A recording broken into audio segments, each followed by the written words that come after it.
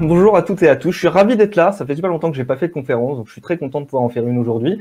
Et je suis super content, d'autant que aujourd'hui je vais faire une présentation du langage Rust. Donc bref présentation, je m'appelle Alex Rock, et oui, Rock c'est mon vrai nom. Mais j'ai triché quand même, parce qu'en fait je m'appelle pas Alex, je m'appelle Alexandre. Donc je suis freelance, dev, architecte, coach, formateur, je fais beaucoup de choses en fait. Et j'ai travaillé dans pas mal d'entreprises, ça fait plus de 10 ans que je fais du code. Et j'ai commencé très jeune. Donc moi, majoritairement, je suis développeur PHP, je suis doublement certifié Symfony, donc clairement, PHP Symfony, c'est mon dada.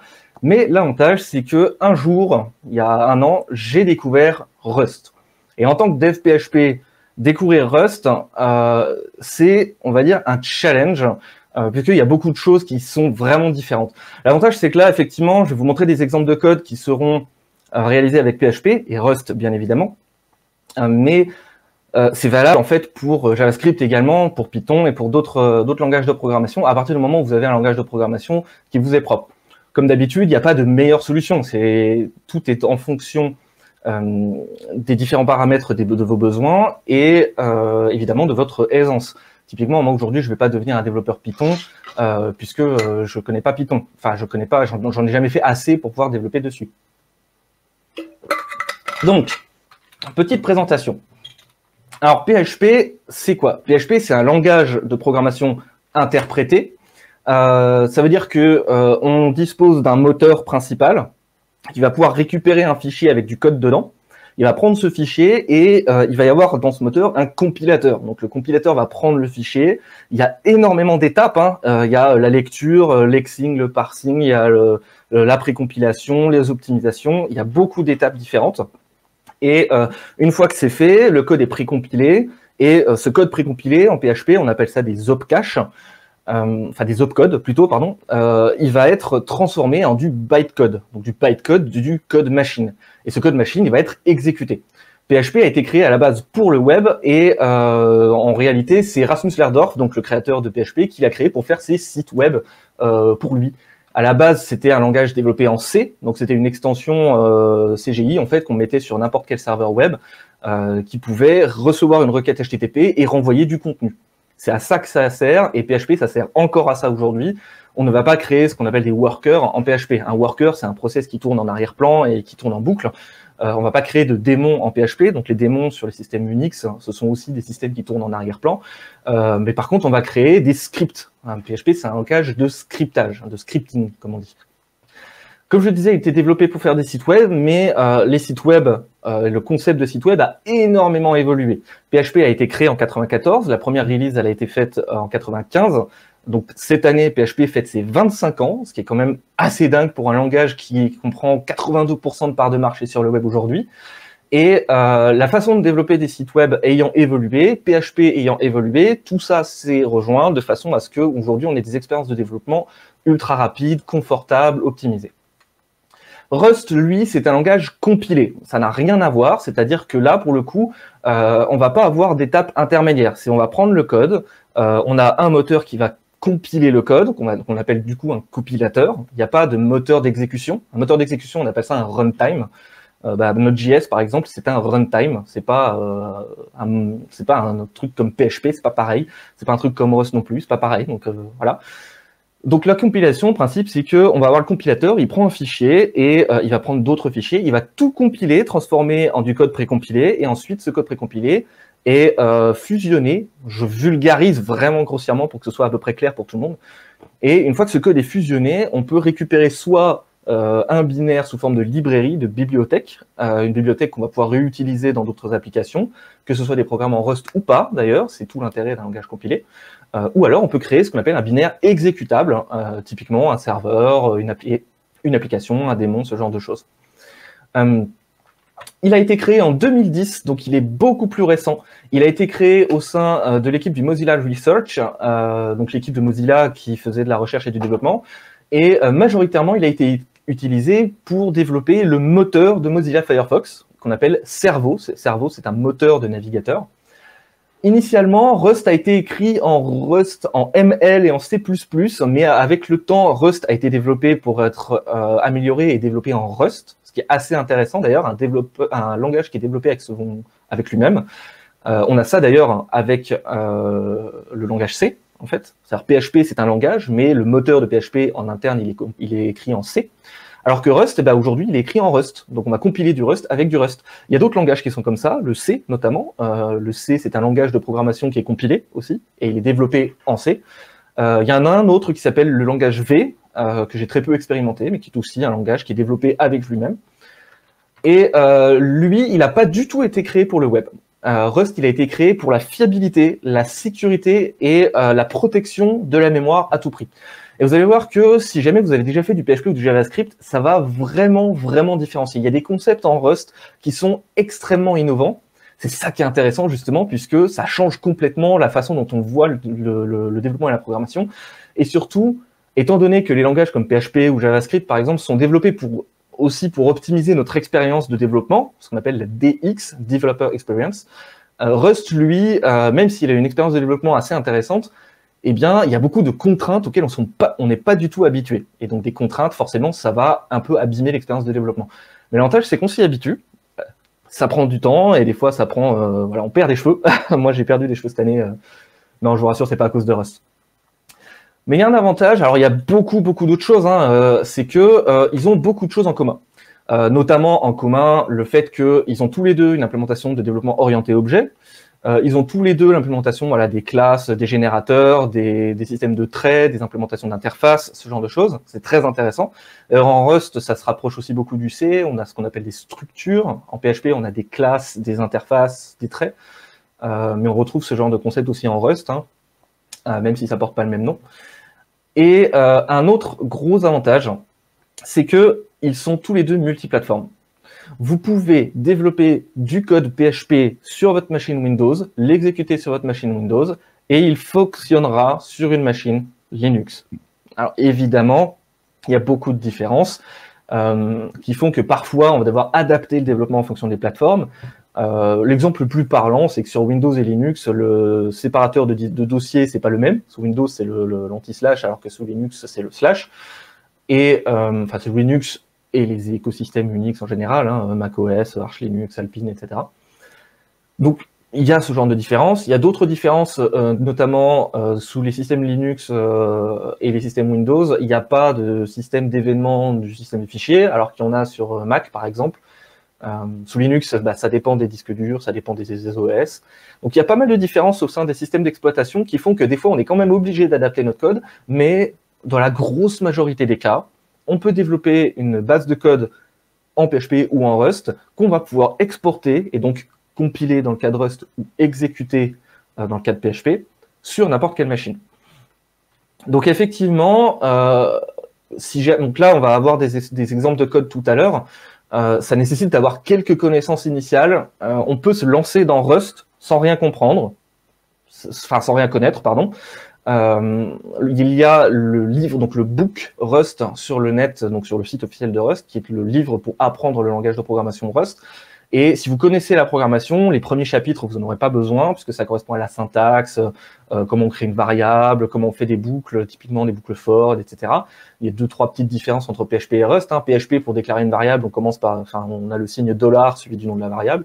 En Rust, c'est comme en TypeScript ou en JavaScript, on commence par let suivi du nom de la variable. Il n'y a pas ce $. Et du coup, voilà, les premiers chapitres, si vous connaissez déjà la programmation, notamment en PHP, mais même en JavaScript, les premiers chapitres du book Rust ne seront pas trop compliqués pour vous. Après, évidemment, c'est comme n'importe quel nouveau langage, on a besoin d'acquérir des nouvelles connaissances. Donc là, moi, ce que je vais vous donner, c'est vraiment des exemples le plus bateau possible. Voilà, je vais vous faire, tout à l'heure, on va faire 2 projets, donc 2 projets qui seront chacun faits en Rust et en PHP, ce sera le plus rapide possible, pour pouvoir voir les détails, un petit peu les différences.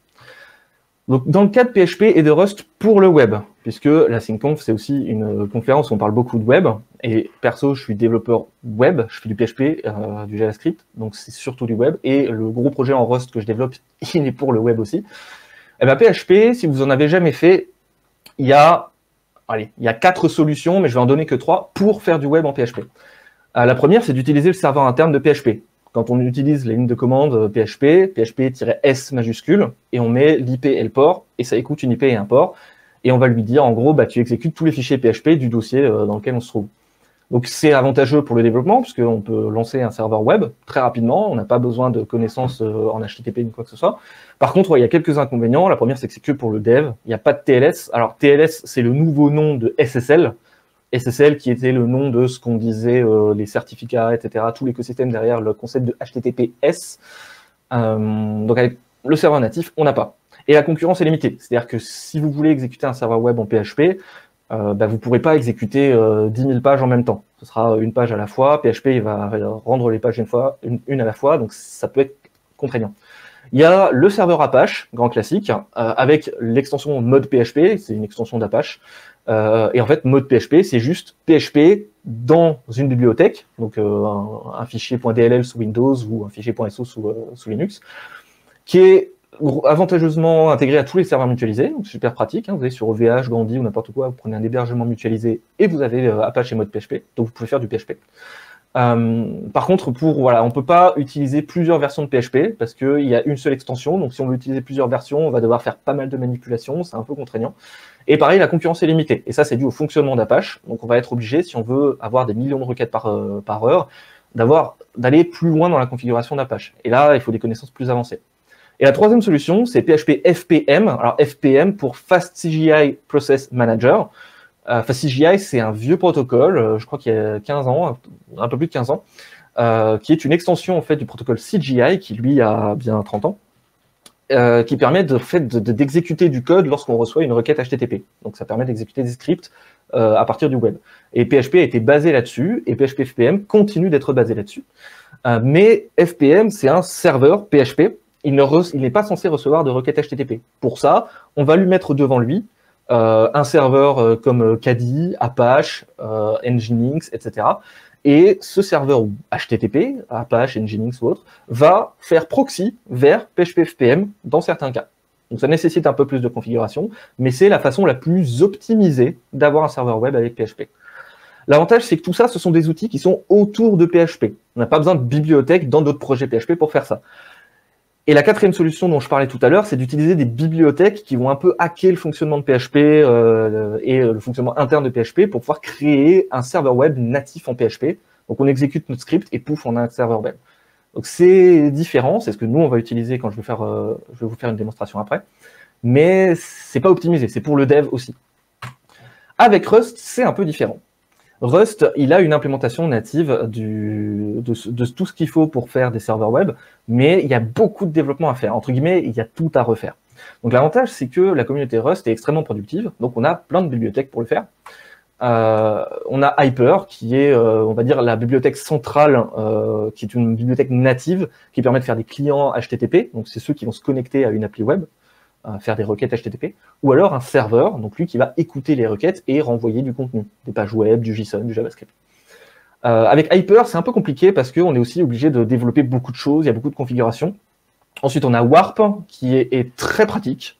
Voilà, moi c'est celui que j'utilise aujourd'hui pour faire des serveurs web, pardon. Il dispose d'un système de routeur, d'un système de middleware, mais les middleware, on retrouve ça dans Laravel pour PHP, on retrouve ça dans JavaScript avec Express, avec Sales.js et plein d'autres serveurs en JavaScript. On trouve ça dans Deno aussi, donc Deno qui est un nouveau runtime basé sur TypeScript et JavaScript, et Deno qui est développé en Rust. On a Tide qui est vraiment orienté API, donc là, orienté API dans le sens où le but est souvent d'associer en fait les données d'une requête et d'une réponse à des objets de votre application. Donc il dispose aussi de routeur et de middleware. Et en dernier, on a Rocket. Alors, il y en a d'autres, hein, mais j'ai mis les 4 plus connus.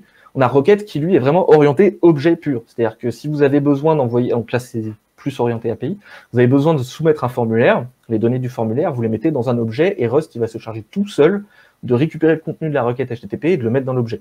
Ça, c'est très intéressant si vous avez vraiment une application orientée métier et objet.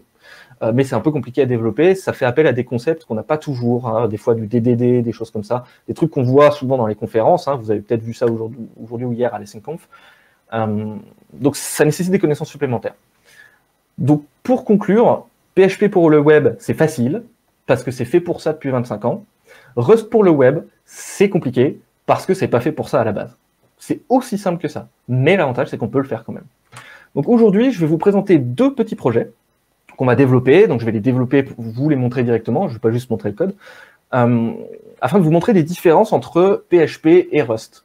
Donc, la première chose, c'est que ce que je vais faire, c'est que je vais le faire en PHP. C'est un langage qui est très connu, qui existe depuis 25 ans, donc vous en faites peut-être. Hein. J'ai vu tout à l'heure dans les commentaires des précédentes conférences qu'il y avait des gens qui parlaient de Symfony et des choses comme ça. Donc, PHP est assez connu. Donc, ce que je vais vous faire, c'est le premier truc que j'ai développé, moi, il y a 23, 24 ans, quelque chose comme ça, c'est des tables de multiplication. Donc, on va exécuter le script PHP, il va nous demander un nombre, et pour ce nombre donné, il va nous afficher sa table de multiplication, les 10 premières, tout simplement. C'est quelque chose que moi, j'avais développé à l'époque en Basic, et dans le bouquin pour Basic, la première chose qu'on développait, c'était ça. Donc, je vais le reprendre, le même concept, et la première chose, c'est un script qui est toujours exécuté, en permanence. C'est-à-dire que on va mettre un nombre, il va afficher la table de multiplication du nombre, et après, il va nous en demander un autre. OK ? Et si jamais on veut arrêter le script, comme la plupart des scripts en ligne de commande, on va appuyer sur CTRL-C. Voilà, ici, CTRL-C, et hop, ça va arrêter le script. Alors, je vais peut-être augmenter la taille ici pour que vous le voyez bien. Voilà. Donc, première chose, le script va s'exécuter en permanence. Souvent, on représente ça par une boucle infinie, while true, while 1, ou des choses comme ça. Ça veut dire que le code qui est au milieu, il va s'exécuter tout le temps. Alors évidemment, il ne va pas exécuter la boucle à l'infini et bloquer l'ordinateur. Non, il va se bloquer et attendre qu'on lui pose une question. Et pour poser une question et demander à PHP de récupérer l'information, c'est une fonction native qui existait en C, parce que je vous rappelle que PHP s'est développé en C, qui s'appelle readline. C'est quelque chose qui est assez simpliste en C. Et on va lui demander d'indiquer un nombre. C'est vraiment aussi simple que ça. Ce nombre-là, donc quand on va exécuter cette commande, il va être récupéré dans une variable. Input. Donc pour ceux qui n'ont jamais fait de PHP, ça vous permet de découvrir la syntaxe. Et readline, c'est une fonction qui est native, qui est dans la bibliothèque standard. On appelle ça la bibliothèque standard. Cet input, nous, ce qu'on veut, c'est un nombre. Donc d'abord, on va enlever tout ce qu'il peut y avoir en trop, les espaces, ce genre de choses. C'est des choses qu'on fait régulièrement pour sécuriser un minimum les informations que l'on reçoit. Donc, la fonction qui a utilisée ici, c'est trim. Donc, trim input. Donc, trim, ça va enlever les espaces au début et à la fin de la chaîne de caractères, puisqu'ici, c'est toujours une chaîne de caractères. Et une fois que c'est fait, on va vérifier que c'est bien un nombre. Si ce n'est pas un nombre, eh bien, on recommence. Donc, si... Et donc là, la fonction PHP, c'est is numérique, number. Ce qu'on va lui faire ici, c'est qu'on va lui dire qu'on n'est pas d'accord. La valeur number n'est pas valide. Je mets un saut de ligne pour que notre terminal soit nettoyé. Et après, on va avoir une instruction que vous connaissez peut-être, qui s'appelle continue. C'est une instruction assez connue qu'on utilise dans les boucles. Ce que ça va faire, c'est que ça va bloquer la boucle et ça va l'arrêter ici. Donc ça va la terminer ici et la reprendre au début. Continue, ça veut dire on s'arrête là, mais on continue la boucle. Si jamais on voulait tout arrêter, on utiliserait break, qui est un peu plus connu, puisque ça veut dire là, on s'arrête là, pouf, et ensuite tu arrêtes la boucle complètement. Nous, on veut pas. On veut que ça s'exécute en permanence, donc on va juste lui dire continue. À partir de là, je vais commencer à pouvoir l'exécuter, mais je vais quand même continuer à développer. Une fois qu'on a le nombre ici, on sait qu'on lui a enlevé tous ces espaces qui posaient problème, et on sait que c'est un nombre, puisque sinon, la boucle recommencerait. Donc on sait qu'on a un nombre. Donc on va faire une petite boucle pour aller de 1 à 10. I égale 1, I inférieur ou égal à 10, I++. Et on va afficher la table de multiplication. Pour chaque élément, on affiche le nombre. Donc pour ça, il y a une fonction assez sympa qui existe depuis le langage C aussi, qui s'appelle printf. Donc printf pour print and format. Donc on va aussi formater un petit peu tout ça. Et on peut lui mettre une chaîne de caractères avec des caractères spéciaux, des espèces de flags, qui vont correspondre à des données qu'on va mettre dans la chaîne de caractères. Souvent, on va faire de la concaténation, ce genre de choses, mais printf, ça permet aussi d'avoir un premier formatage initial.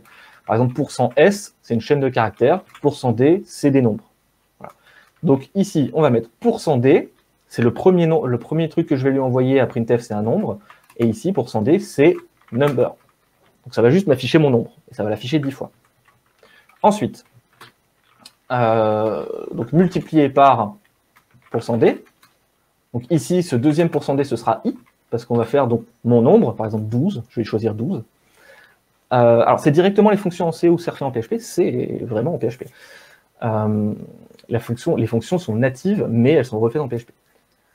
Donc, mon nombre, genre 12, multiplié par i, égale un autre nombre, et on va faire un petit saut de ligne pour que ce soit un peu joli, et là, on va mettre juste number fois i. Voilà. PHP est assez intelligent, il devrait se débrouiller tout seul, je vais donc exécuter ce script. On va vérifier que ça marche bien. PHP, index.php, alors, où est-ce que je l'ai mis déjà? Il est dans PHP, index.php. Voilà, indiquer un nombre, donc 42, et il m'affiche la table de 42. Et après, il recommence. Il attend que je lui envoie des infos, et si je lui mets quelque chose qui n'est pas un nombre, il me le dit, c'est pas valide. Voilà. La valeur vide n'est pas valide. Par contre, si je lui mets 0, ça marche. Ce 0, c'est bel et bien un nombre. Voilà. Voilà. Je suis très content de redévelopper ça. Je l'avais fait quand j'avais 7-8 ans, c'était très cool. Donc voilà pour la partie PHP. Maintenant, on va redévelopper ça en Rust. Donc, pour le redévelopper en Rust, c'est un peu différent. Là, on n'a pas de runtime pour développer quelque chose en Rust et l'exécuter tout de suite. Je vous l'avais dit, Rust, c'est un langage compilé, donc on va devoir compiler ce petit fichier, main.rs, et une fois qu'il sera compilé, on va l'exécuter. Donc, la première chose à faire, c'est qu'on va redévelopper la même chose que tout à l'heure, sauf qu'on n'a pas besoin de faire while true. En Rust, il existe une syntaxe qui s'appelle loop, qui va faire une boucle infinie. On peut l'arrêter avec break, si on veut, et on peut également utiliser continue, continue avec un E, pour lui dire de s'arrêter là et de reprendre au début. Donc c'est pratique, la syntaxe est assez proche, mais loop, c'est un peu plus sympa que while true. La première chose, c'est que nous, ce qu'on veut, c'est faire la même chose que PHP. On va récupérer le nombre demandé par l'utilisateur et on va directement le renvoyer avec sa table de multiplication. Donc, la première chose ici en Rust, c'est qu'on va devoir stocker cette valeur dans une variable. Rust étant sécurisé en termes de variable, on va devoir déjà créer une variable. Donc, let input égale string new. La syntaxe est un peu différente, ça peut vous faire penser à du PHP avec les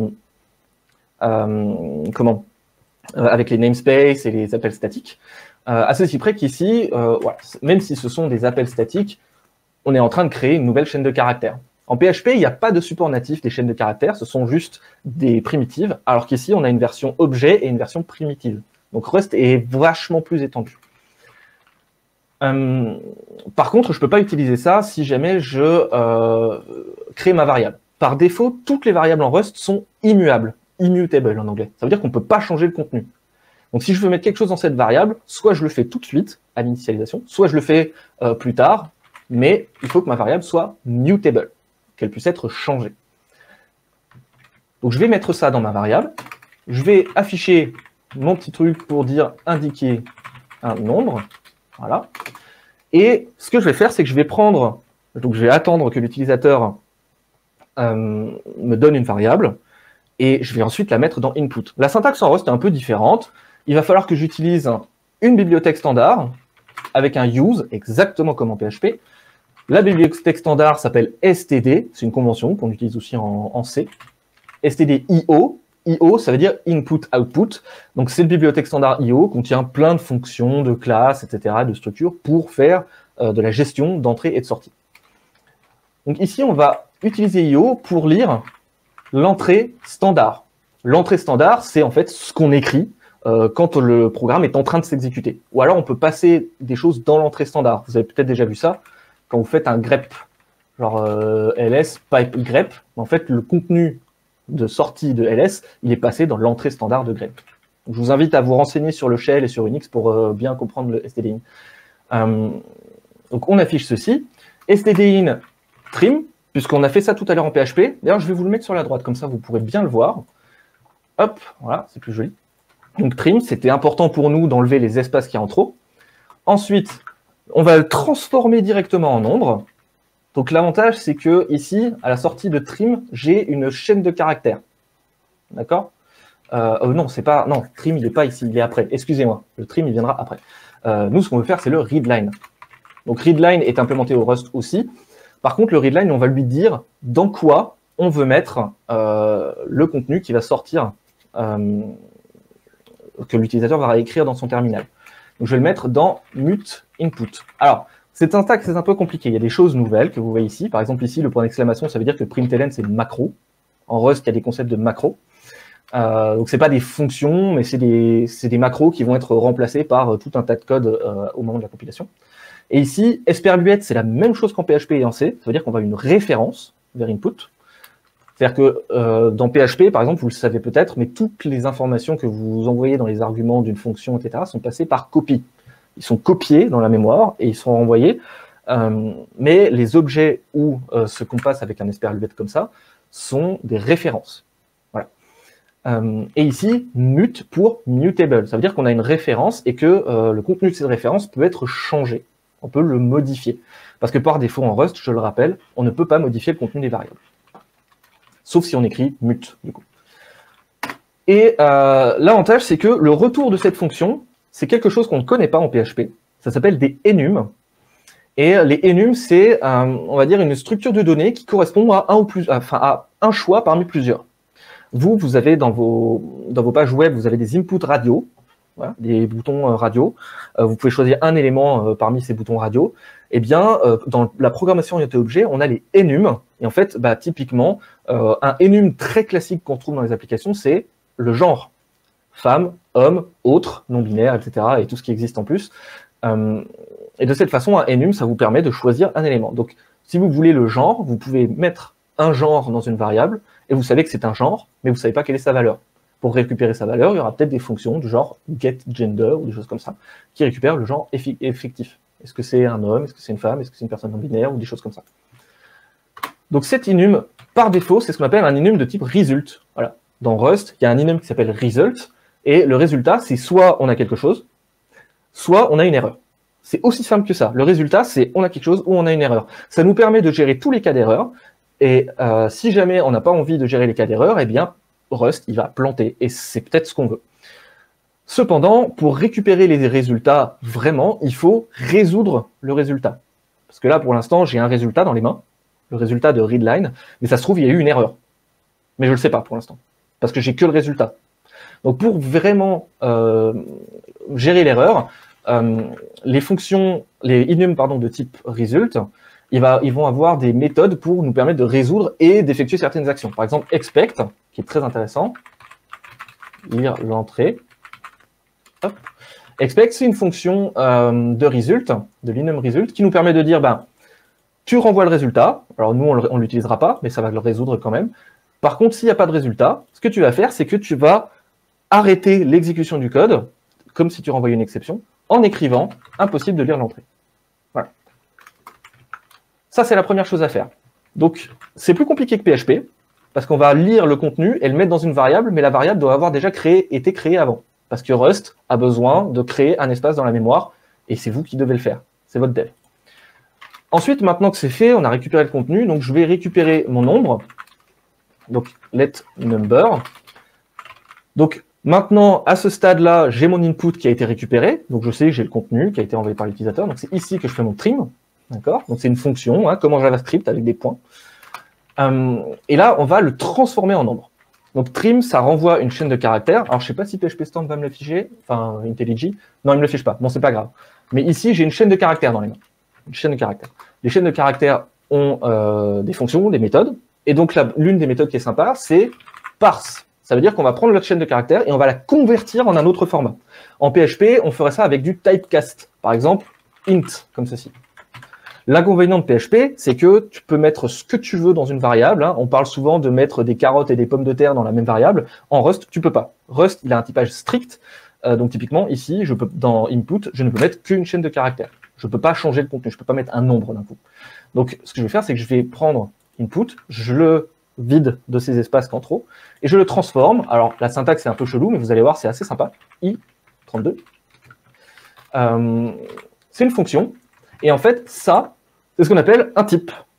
Donc, j'utilise cette syntaxe pour lui dire que je vais utiliser la fonction parse, et je vais lui passer un type qui est entre chevrons, pour lui dire, je veux parser cette fonction en un entier. Donc, i pour integer, 32 pour integer 32 bits.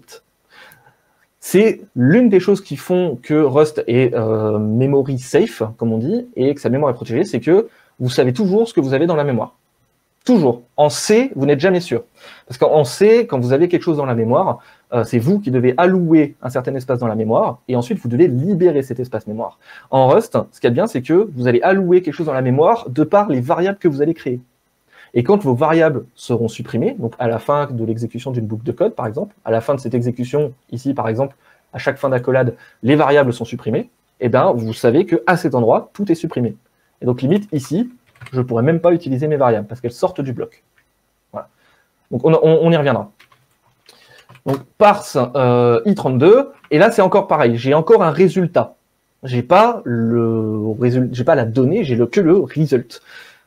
Ici, je pourrais aussi utiliser expect, si jamais il n'arrive pas à le transformer en nombre. Sauf que s'il n'arrive pas à le transformer en nombre, moi, ce que je veux, c'est expect impossible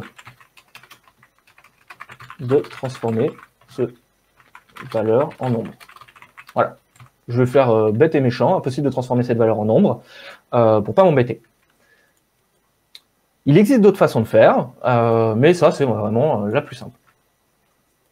Je vous en montrerai une autre après.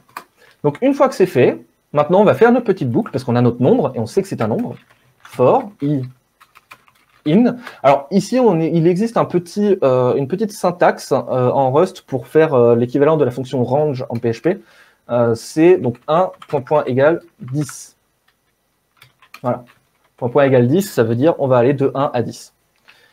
Et là, on va utiliser quasiment la même chose que ce qu'on a en PHP, sauf qu'au lieu de printf, ça s'écrit print ln pour new line, et ça va aussi permettre de faire du formatage. C'est pas aussi puissant, alors on peut faire la même chose qu'en PHP, mais je ne vais pas m'embêter. Donc le premier nombre entre accolades, multiplié par le deuxième nombre, égale le troisième nombre. C'est la même chose que ce qu'on a ici, d'accord, et un petit saut de ligne. Donc le premier nombre ici, ce sera mon number, ici ce sera i, exactement comme tout à l'heure, et enfin, number fois i. Et je vais éviter d'oublier des virgules. Donc, une fois que c'est fait, ce code-là devrait fonctionner. Alors, je vous le disais, il faut d'abord qu'il soit compilé. Donc, on va utiliser le compilateur, Rust C, Rust Compiler, et on va compiler main.rs. Donc, ce que ça va faire, c'est que ça va utiliser le compilateur Rust pour créer un exécutable. Là, il a détecté que je suis sous Windows, donc pouf, il m'a créé main.exe. Je l'exécute, indiquer un nombre, 42, et hop, il m'affiche ma table de multiplication du 42. Alors, le formatage, la sortie, n'est pas exactement pareil que ce qu'on avait en PHP tout à l'heure, mais le but est accompli. Voilà. Donc après, il existe des possibilités pour faire des serveurs web. Alors là, pour le coup, pour les serveurs web, je ne vais pas le coder devant vous, parce que c'est un peu plus long. Mais par contre, je vais vous montrer le résultat quand même. Alors, hop, je vais changer de dossier. Bref, hop. Hop, il est où mon PHP Storm? Il est là.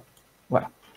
Alors, en PHP, du coup, là, pour le coup, j'ai utilisé React PHP. Alors, je vais juste en afficher qu'un seul. Ce sera peut-être plus simple, quand même. Eh ben, bon, tant pis. Donc là, j'ai utilisé React PHP pour faire un serveur web. Donc, React PHP, il y a une bibliothèque. Ça, c'est littéralement quasiment pareil que le code de démonstration. On va créer une event loop. L'event loop, c'est un peu le même genre de choses que ce qu'on a dans un navigateur. L'event loop qui tourne en arrière-plan, et puis devant, on a le navigateur qui peut envoyer des choses en asynchrone à une event loop. C'est beaucoup de choses avancées, donc vous en occupez pas. On crée un serveur HTTP qui va devoir utiliser cette event loop. Et ça, c'est ce qu'on appelle le request handler. C'est-à-dire, quand on reçoit une requête HTTP, ici, server request interface, on va exécuter ça, et on va retourner une réponse HTTP. Donc ici, je récupère par exemple le name qui est dans la query string, donc point d'interrogation name égale. Si j'en ai pas, j'utilise world, donc avec la syntaxe ici, qui est ce qu'on appelle le null coalesce operator, donc l'opérateur de coalescence nulle. Je veux dire en gros, si la clé existe, ça me renvoie son contenu. Si la clé n'existe pas ou qu'elle est nulle, ça me renvoie ceci. Voilà, comme ça, j'ai pas d'erreur. J'affiche un petit log ici dans la ligne de commande, ça me permet d'avoir les logs de mes requêtes. Et ici, je renvoie ma réponse et je fais juste hello name. Je m'embête pas. D'accord? Je crée mon serveur, je lui dis d'écouter un socket en particulier et je l'exécute. Jusque-là, la boucle elle est vraiment rapide. Je vais exécuter ce code. PHP composer index.php. le serveur est exécuté. Maintenant, je vais ouvrir une console supplémentaire et je vais faire un petit curl sur ma requête, sur mon URL. Alors déjà, je vais juste faire ça en premier. Vous voyez que j'ai bien reçu ma réponse. Alors, -i, ça veut dire que je récupère les entêtes de réponse, les entêtes HTTP. J'ai mon Hello World, j'ai mon entête de réponse, on voit bien que c'est React.php qui a exécuté le truc, et j'ai ma petite ligne de log ici. Si maintenant je fais /test.name égale Alex, vous voyez que j'ai bien le /test ici, et le Alex qui est là, et ici également. Donc un serveur web en PHP, natif, c'est assez simpliste. Là, j'ai utilisé React.php, mais comme vous l'avez vu au début de la conférence, il y a beaucoup d'autres solutions. Maintenant, avec Rust, c'est un peu plus compliqué. Là, j'ai utilisé Warp, c'est l'une des bibliothèques que je vous ai montré tout à l'heure. Warp est un peu différent parce qu'il a besoin de middleware, il peut avoir plusieurs types de routes qu'il écoute, on peut fusionner des routes et fusionner des middleware, c'est assez avancé. Donc là, on a notre fonction main. En plus de ça, elle est asynchrone. Donc le concept d'asynchrone, c'est compliqué. On doit utiliser Tokyo pour gérer les promesses, les futurs, ce genre de choses. Ça commence à faire beaucoup de choses assez avancées qui sortent complètement du cadre de cette conférence. Mais je crée des routes qui vont matcher n'importe quelle URL. Je lui demande le chemin. Donc je demande à Warp de me récupérer le chemin. Je lui demande également la query string. Donc vous voyez qu'ici, j'ai également ce petit chevron qui m'affiche un type. Donc là, ce qu'on récupère, c'est un hmap. Hmap, pour vous donner une image connue, c'est l'équivalent d'un objet JSON. D'accord ? Mais ce hmap, les clés, ce seront des chaînes de caractères, et les valeurs, ce seront des chaînes de caractères. D'accord ? Donc hmap chevron, ça veut dire que le hmap contient des informations, les clés sont des chaînes de caractères, donc c'est ce qui est en premier, et les valeurs sont des chaînes de caractères. C'est pour ça que je vous dis que c'est vraiment une image, l'objet JSON. Si jamais je voulais des objets dans des objets, eh bien j'aurais un hmap, string pour les clés, et hmap avec d'autres types à l'intérieur, genre int, enfin plutôt i32 pour les entiers, et string. Donc là, je pourrais avoir un objet qui contient des objets. Ça commence à faire beaucoup. Il n'est pas rare de trouver des types avec des dizaines et des dizaines de chevrons quand vous commencez à typer des données très avancées. D'ailleurs, si on regarde le type de retour qui est résolu par PHP Storm, alors, je vais le remettre à l'état d'origine, vous voyez, le type ici, il est assez imbuvable. C'est quasi impossible à lire, pour un humain en tout cas, mais voilà, il y a des hmaps, il y a des implémentations de filters, il y a des trucs, enfin, ça fait beaucoup. Mais vous en occupez pas, c'est ça l'avantage.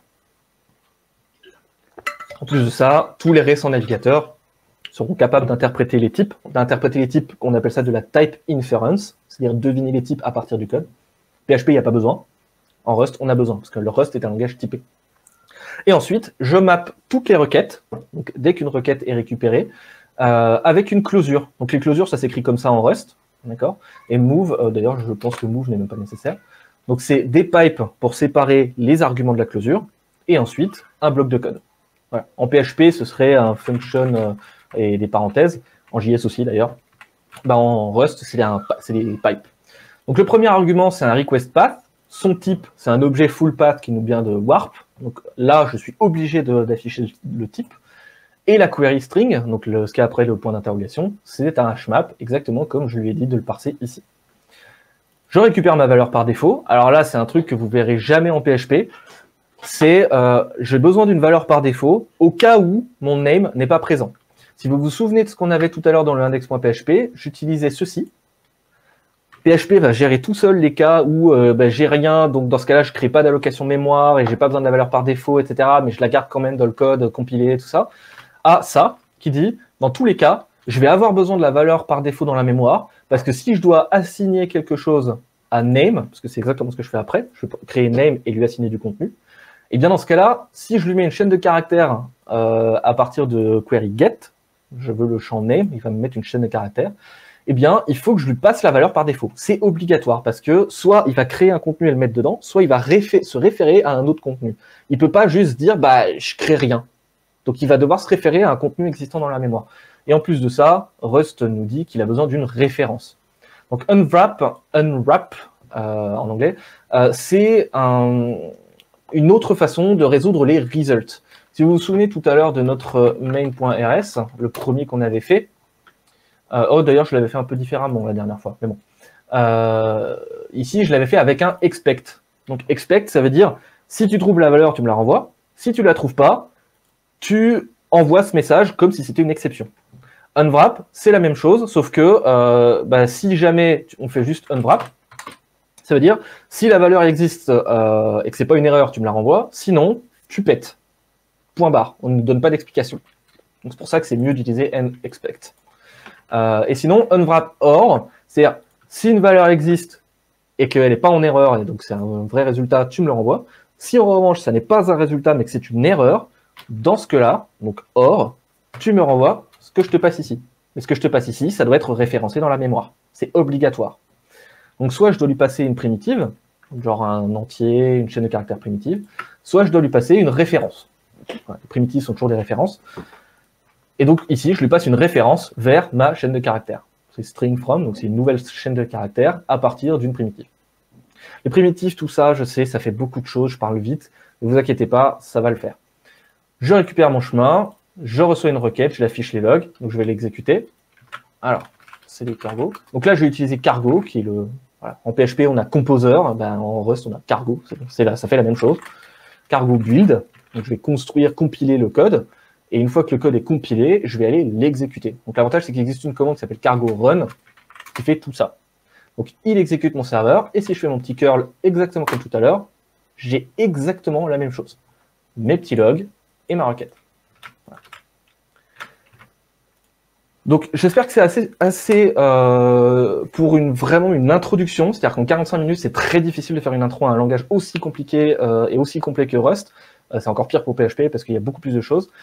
J'ai pas parlé de programmation orientée objet, parce qu'on en fait beaucoup en PHP. J'ai pas parlé du concept du borrow checker et de la propriété des variables en Rust, qui est le point le plus compliqué auquel on se réfère, enfin auquel on se confronte en Rust.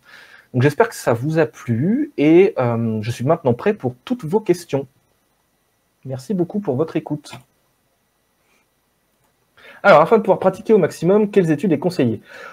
Alors, si tu veux pratiquer Rust, je pense qu'il suffit de connaître les concepts des langages de programmation. En règle générale, si tu codes avec un langage comme JavaScript ou des choses comme ça, tu n'auras pas trop de problèmes à faire du Rust.